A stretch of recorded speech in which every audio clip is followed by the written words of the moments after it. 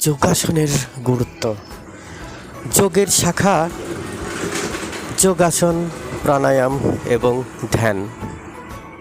এবার দেখি যোগাসন করলে কি কি আমাদের দেহের উন্নতি ঘটে থাকে।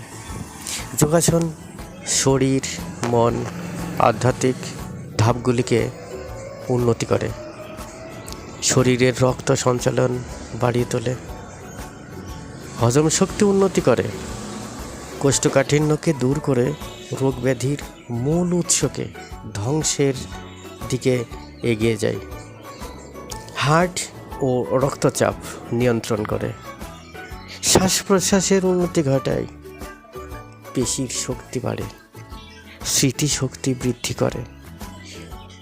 যে সমস্ত কিশোর কিশোরী পরিমিতভাবে উচ্চতা বাড়েনি তাদের জন্য যোগা ভীষণ দরকারি।